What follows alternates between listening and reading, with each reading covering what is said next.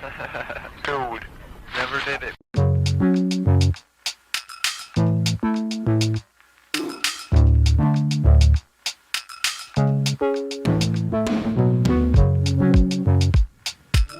mean, we'll talk about it more when we actually do a podcast on it, but Yeah. I have a mission now. Like, I need this movie to be re-released in black and white. In the first minutes, I'm like, oh, he filmed it as if it were a 40s movie. That's awesome.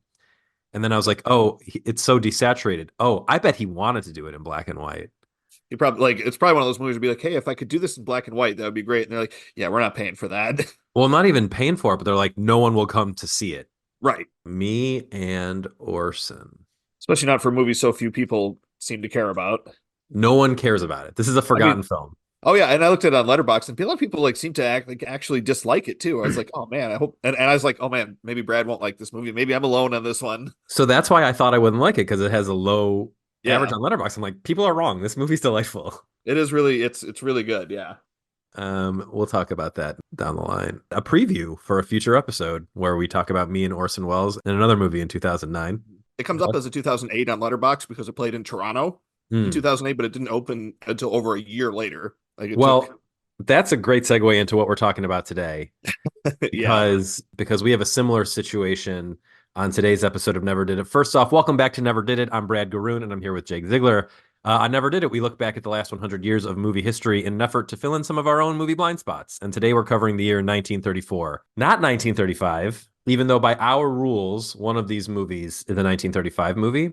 But Alfred Hitchcock was hanging out in London when he made The Man Who Knew Too Much. So we didn't get it in the States until a year later. So Jake, I assigned this to you. Yeah, tell me why. It looked cool. I hadn't seen it. This was one of the years you hadn't seen one yet either? Exactly. I hadn't seen any 1935 movies. You texted me yesterday your top 10 list for the 1930s because you were excited that you've now seen 10 movies that 20, right. 20, yeah. Right, because I only have 13. I'm really happy for this podcast because I'm really behind on 1930 stuff. But I thought the cover looked neat, and I really like Peter Lorre. He's just neat. I think his real life story is very cool. Fled from the Nazis, became a big star despite being super weird looking and weird sounding. Yeah, everything about him is kind of off-putting to the general. He's kind of a Jack Earl Haley. He's kind of like a Jack Earl Haley, yeah. Which is really funny because Healy was kind of a heartthrob when he was a kid. He was in the Bad News Bears and was very pretty. And then he grew up to be such a strange looking man. Yeah. I mean, he played that part in Little Children, and he looked it so well, and he played it so well. Yeah. And then Watchmen, and then Friday the 13th. Nightmare on Elm Street. Right. The remake. Yeah. Oof. Yeah. Yeah. Right. What if we made a Freddy Krueger movie that wasn't funny at all? Right.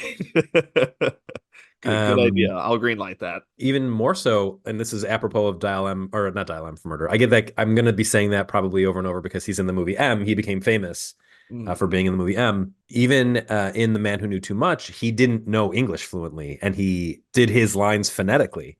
Yeah, which you can really is crazy because he's the best part of this movie. Anyway, he's the best part of a lot of movies he's in. Yeah, for sure. When I first got Disney Plus, the very first thing I did was watch 20,000 Leagues Under the Sea. Nice. He steals that one too. And that movie is packed with great actors, and he still steals it. Actually, we'll talk more about actors from 20,000 Leagues Under the Sea in a little bit. Surprise for the remake of this movie. Yeah, so the reason I gave it to you is because first off, it's a Hitchcock movie, and I'm trying to watch all the Hitchcock movies. All of them? Even all the ones he did in England before coming to the States? Yeah, in my life, not right now. Okay, yeah. Just when I get to them. So this is I'm getting to it. Yeah, I'm not expecting, especially now, I'm not expecting them to be great. And there's a lot of them. I think there's 50 movies total. Oh, maybe I'm underestimating it then. Well, he has some lost films, so what are you going to do? Not going to watch this. Can't. Right, yeah. And it was relatively well regarded on Letterboxd, so I thought, why not? A couple is on a working vacation in the Alps. The wife is a skeet shooter, and she's there to skeet shoot competitively, it seems. And while they're there, a man who they meet him before the movie begins. He's murdered at dinner and whispers a secret to the husband, and then a big sort of terrorist plot unfolds, and their daughter is kidnapped. What did you think of The Man Who Knew Too Much? I liked it, but I would point out what Hitchcock himself said about it in regards to because there's another version which we'll talk about shortly here. He went on to make another version, a very different movie, but by the same title, shares some similarities. But he called this first version the work of a very skilled amateur, and I think that definitely comes through in this movie. I liked it. I'm glad it was short. There were some parts of it that felt like it dragged a little bit. The last, like the ending, I should say, like the gunfight at the end. Again, this is a 90-year-old movie. I feel like we could spoil it a little bit. And that gunfight at the end went for a really, really, really long time. Did not need to go that long, but I always like movies about like just kind of regular people getting caught up in, something that they're in way over their heads on, which is, kind of what this was, and enjoyed it. But I wouldn't call it classic Hitchcock. It didn't even make my top 20 films of the 30s. It was just outside of that list. So yeah, I liked it. I was glad to have seen it. Like you, I mean, I don't think I'll ever get to all of the Hitchcocks, but anytime I have a chance to watch one, I'm going to take that. I didn't like it, but all the things that you said about it are true. That gunfight is, after a while, I was like, are any of them still alive? What's happening? What are they shooting at? Like, Also, my favorite, I think I wrote this down. One of the guys, not the one who's supposed to be the best marksman, but one of the grislier looking fellas, is shooting with his eyes closed. It's really funny. You could do a lot of so bad it's good. And I don't think this movie is like, it's not in the level of like The Room or anything like that. It is a well plotted movie. The plot makes sense, although you have to fill in a lot of the gaps yourself because they don't explain, like, who is this politician? Who are these terrorists? Right. I didn't need Peter Lorre to like give me a whole thing about why he wants to kill this politician, but I have no idea what these people's motivation, like, are they a political group? Are they a cultural group? Are they a religious cult? At one point, it seems like they might be a religious cult. Yeah. But they don't seem to have any actual values. So it's strange in that regard. But yeah, the guy shooting with his eyes closed is hilarious. You said you like movies about regular people getting into extraordinary circumstances. Not only are these people regular, but I have never seen a leading man look less like a movie star than Leslie Banks. Oh, yeah. Okay, he's kind of ugly, whatever. There are like hot, ugly people now and always have been. Right. You could show me his photo 2 minutes after the movie ended, and I wouldn't know that it was him. He's so plain. Right. Very, very nondescript. The sets are very cool, bro. The orchestra scene was great. So good that they brought it back in much more spectacular fashion for the remake. Oh my gosh, yeah. And they used the same song, which is cool. Yep. But this movie is so shaggy. The fight in the church. Can we talk about the fight in the church? We can. So they're just throwing chairs at each other like willy-nilly. It looks like an ECW Thursday night nonsense thing. And one guy gets smashed with the chair, and that's the only casualty from the entire fight. But my favorite shot in the whole movie comes shortly after that. So they've now kidnapped the father. They already have the daughter and the father's friend, who I don't even know if he gets named. Yeah, if he does, I don't remember it. It's such a weird role that they completely cut out of the remake. He leaves to go get the cops. Then he comes back with the cops. And then Peter Lorre like sort of seduces the cops into arresting the guy who comes to complain. Yeah. But my favorite shot in the whole movie, it's so dumb. This is like a The Room type shot where it's just Peter Lorre talking about how he's like, I got them to take away your friend.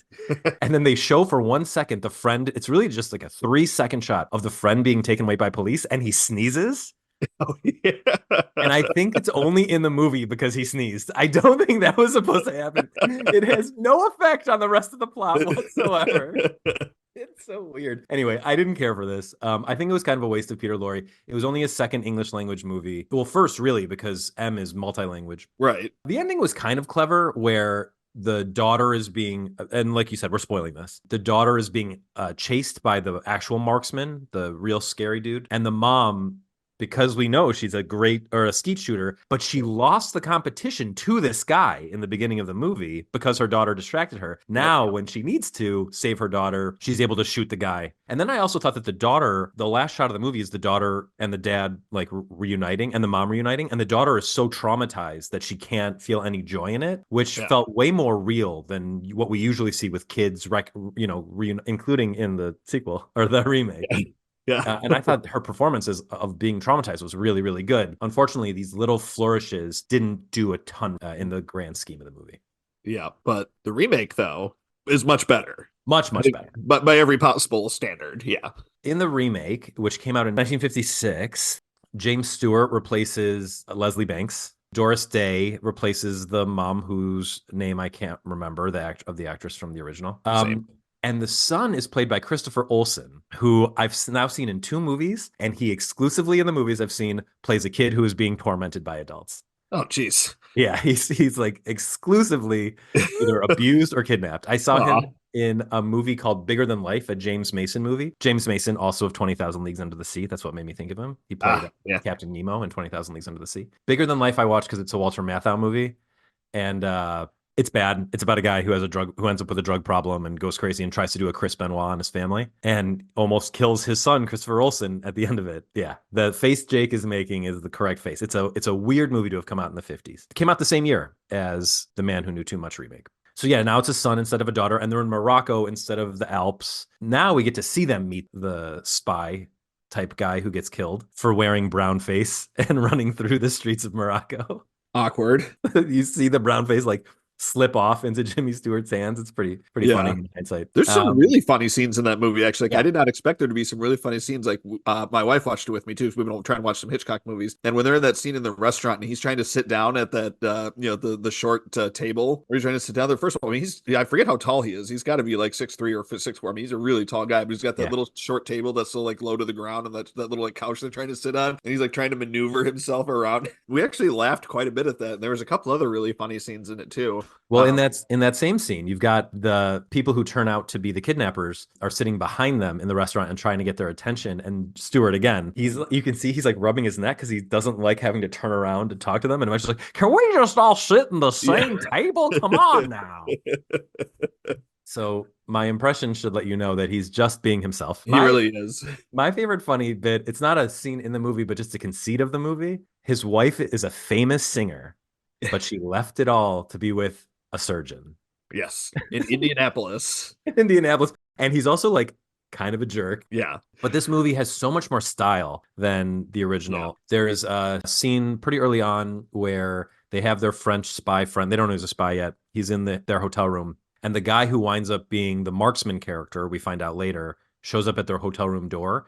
And the way they frame the spy and the marksman seeing each other and then the door closing, it's like classic Hitchcock. Fast cut, fast movement to make you feel like, oh, something's very wrong. Mm-hmm. That was very cool. And I was obsessed with this one shot where, this is after the assassination happens in the streets. So they're in the police station in Marrakesh and they phone the hotel. It's kind of like we find out later it's a phony phone call. They phone the hotel to see if Jimmy Stewart's son is still with this woman that they left him with. And the man can't get a hold of his wife. And the shot I love is Stewart is fiddling with a phone book because he's so nervous because he's sure that he's already been threatened. And now he's sure that his son has been kidnapped. It's so good. And it reminded me of, and I think this influenced what I'm about to talk about. So it reminded me of a shot in this Israeli movie called Foxtrot starring Lior Ashkenazi, where this is sort of a spoiler for the beginning of the movie Foxtrot, if anyone wants to see it. He gets news that his son has been killed in the military, and he goes and runs his hand under hot water because he's so distressed. And I'm pretty sure that shot was influenced by this Jimmy Stewart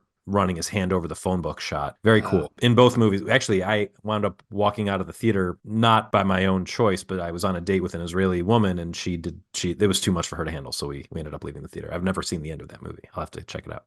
Oh, really? Yeah. Oh, I've never seen it either. We should watch it. We definitely should. Lior Ashkenazi, we love. Walk on Water, great movie. Yes, that is a great one. And Footnote. And we just like Lior Ashkenazi. Footnote is great too. Yeah, I love that movie. I think it's Ashkenazi, actually. Now that I think I'm saying it wrong. Tell me more about what you liked about the remake. Well, the orchestra sequence, like I said, that goes on. It does go on for a really long time, but unlike the gunfight that goes on for too long in the first one, it's really compelling and it's really shot really well. You're waiting for the cymbal crash because that's the thing. Like they want the assassination to happen like when the cymbals crash because that'll help mask the sound of the gun, and that's what they're going for with this assassination. So you're waiting the whole time for the cymbals to crash. At first they're just sitting there like the cymbalist isn't even holding them to start. So you've got a ways to go before you get there. You're just kind of sitting through this whole sequence, and that's a classic Hitchcock thing too because I actually read the book. I think it was in high school. A friend of mine had let me borrow it, and I'm sure you know exactly who this friend was who let me borrow this book, but it was the Hitchcock Truffaut interview book, and I remember reading that, and they talk about like the difference between like suspense and surprise, and like the real suspense is like knowing that there's a bomb under the table. That's like what this is. Like there's a bomb when those symbols go off, and it's the assassination attempt. So you're waiting for those, and I really loved that scene. Like even when the assassin is going in and you see the gun just kind of slowly curving around. Everything is done like so slowly and deliberately, but it's really cool. By the 50s, Hitchcock was pretty dialed in. He was at the top of his game. And I think it probably had an influence on stuff like Tenet too, like that opening scene in Tenet I thought of when I was watching that. So yeah, I mean it's a really cool sequence. There's a lot of things like that made me think of two things. One, so Alfonso Cuarón clearly takes both tactics, both of those like suspense and surprise to heart in Children of Men, because in the first shot of the movie, there's a huge explosion that comes out of nowhere. It shocks you. Later in the movie, there's the very famous scene of them driving through the woods, being chased by you don't know who. You're like, what's terrible going to happen? What's terrible going to happen? What's terrible going to happen? And then the pregnant woman doesn't get shot. But the next worst thing happens, but they make you wait for that thing to happen. And then the sound shuts off and things really go crazy. It's a very Hitchcock. I think of it as like a very Hitchcockian scene. There's other examples in the 56 Man Who Knew Too Much that show like Hitchcock at the top of his game too. Rather than have the family get the call that the kid has been kidnapped and then just be back in London and not show any emotion about it, we spend a lot of time with the mother falling to pieces when she finds out that her son's been kidnapped, which of course we should, because we need to know that people actually care about their kid. It drove me nuts that didn't happen in the original. There are two things that the original had that this didn't have. The original had a better villain. The couple, well, for one thing, the woman does a babyface turn at the end, which I thought was kind of lame. And the man is kind of a whatever villain. Like the shooter was a more creepy, compelling, super creepy, character in this one than I don't know if he's actually a priest or if he was just pretending to be a priest. I think pretending. So and he's just kind of like a whatever, which I imagine spies in real life are more like plain people. Yeah, they're not all James Bond. But I still found him a little boring, and the ending was pretty hokey, with the song being the thing that I'm glad that they planted the seed of it earlier in the movie, but I cannot hear Que Sera Sera without thinking of the Simpsons episode. That's what I thought about the whole time too. The Ned Flanders version. I'm ruined for it. You know what too? I did not know that song was written for The Man Who Knew Too Much. I assumed it was like some kind of old folk song or something that had existed forever, but no, it was actually written for that movie, and it won an Oscar for best song. Once we reviewed Modern Times and found out that Smile was written for Modern Times, I'm just like, any old movie that has a song, that's where the song came from. Right. You mentioned Oscars. Did this get any nominations? Did either of these get any nominations aside from Best Song? No, that's it. The first one got nothing, and then the remake, just had the one, and it won. But yeah, it's just the one for original song. That's it. Cool. You recommended for me It Happened One Night, which is really a misnomer because it happened over several nights. Yeah, the whole trip was, what, 2 or 3 nights, I think? Yeah. At least, yeah. Talk to me about it. Why'd you recommend? You can watch it in one night, so because it's short. But I love this movie. I mean, it's a classic rom-com. Got Clark Gable and Claudette Colbert. The chemistry is great. The movie is it's fun. It's funny. It holds up pretty well. I mean, some of the stuff, of course, is 1930s dated, but overall, I think it holds up really well. And I just I thought you'd enjoy it. And it's a fun one it would be a fun one for me to revisit. And my wife had also never seen it, and I know she had been wanting to watch it also. So it checked a lot of boxes. Can you tell us what it's about? There's a woman, a rich heiress type, who is to be engaged. No, they're married. They eloped. They did? The dad wants the wedding annulled. That's right. They start with the annulment, because then I got confused because they have they have that wedding at the end. Because he insists that he wants to do like a big wedding to legitimize the marriage. Oh, okay. Gosh, I've seen this movie like 5 times, and and also very recently. And I just, for some reason, anyway. So the rich father, wants to get this wedding annulled, and his daughter, she does not want to be married to this man at all. She wants to go off and do her own thing. They're on a cruise ship. She bails off the cruise ship. Just totally dives off the side. They're in Miami, so she gets on a bus and she wants to take it back to New York. And while she's on the bus, she meets up with a handsome gentleman. Clark Gable is a newsman in the great tradition. I can't remember what his name is. It doesn't matter. It doesn't matter. He's Clark Gable. He's wonderful. He's a newsman, in the great tradition of movies like His Girl Friday, which we've already covered. And since, this rich heiress is missing, that's a news story. So, he, of course, recognizes her, knows who she is, and he, views her as a potential news story, and he protects her, right? A guy is flirting with her on the bus. It's important because of not what happens in the movie, although there is an important plot point with this guy in the movie. No. He meets her because he puts his stuff down and then she takes his seat because she doesn't know bus etiquette. And he has just gotten into a fight with the bus driver. So the bus driver is like well, bus etiquette out the window. I don't like you. She can have your seat. That's right. Yeah, the bus driver gives her the seat. Oh yeah. Yeah. Oh Oh yeah. yeah. A very, very memorable Yeah. exchange. Anyway, so then they're on the journey, they're on the bus, and of course, it being a romantic comedy, hilarity and romance ensues as they make their way on this bus, going back up to New York. I mean, the chemistry that the two of them have is great. There's some amazing scenes in it. The one especially where they're like the FBI or whatever's looking for them, and they come into that little cabin where they're staying, and they have to pretend to be this old married couple that's in a fight. I love that scene so much. And I still laugh every time I see it. And then, of course, there's another really famous scene where they're trying to hitch a ride. And he's trying to show her how to do it with his thumb and everything. He's got, well, there's 3 different ways you can do it. And then he's all of a sudden like none of his ways work. So she just shows like an inch of her leg, or whatever, and someone like immediately pulls over, like the tires screech and everything. It's so delightfully 1930s. I also liked it a lot. I don't know if I bought the romance, but you kind of have to suspend your disbelief for stuff like this because it's this Sign kind of the times. movie. Yeah. She's a lot younger than him in the movie. In real life, I actually don't think there's that big of an age difference, but she was playing, I think, 20 or something. She was playing really young. Mm-hmm. And they're both pretty young here. What I found interesting, and first, I want to say, I thought I was very charmed. It took a little while for me to get charmed, but that scene you mentioned where they're fighting, that got me. And also when they start singing The Man on the Flying Trapeze on the bus, Yeah. There's some weird sloppy editing in this. And there was some weird sloppy editing in The Man Who Knew Too Much, 1930s version. But I'm just surprised that there are so many shots where one shot ends and then overlaps with the beginning of the next shot. And then that was just accepted by moviegoers at the time. So for Hitchcock to say oh, I did an amateur production, it's like, well, movies were kind of amateur. Yeah. In some cases, very famous, very successful movies were kind of amateur. Yeah. The most interesting thing, and anyone watching this will pick this up. This movie is the inspiration for Bugs Bunny. We've talked about this a little bit on the podcast before, that Bugs Bunny is inspired by Clark Gable, but he's also, I learned while watching this, inspired by that second guy who Gable saves Stephen Colbert's grandmother from. So he's saying, "What's up, Doc?" throughout the movie. Right. And then Gable and the bus driver, a third character even, is going, "Oh yeah, why I oughta?" Yeah, that's happening. And then during that hitchhiker scene, Gable starts eating raw carrots. Yep, that's all they have. Yeah, right. So that's where all of Bugs Bunny came from. It's apocryphal, that creation story, but it's impossible not to see it. And Bugs Bunny was created a few years after this. So that was one thing I got deep rabbit holed into after watching this. And the other was Claudette Colbert's eyebrows, because all I could think the whole movie was, why has this woman made herself look like a clown?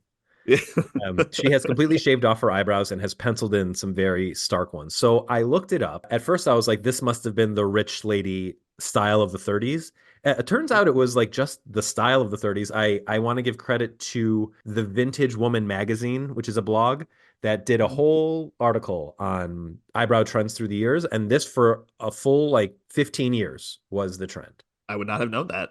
I don't have too much more to say about it. It's very cute. It's very winning. I thought that the guy who played Colbert's father at the end, I thought he was very funny. And he reminded me of, I don't know the character's name, but he's like the sad dog cartoon who talks like this.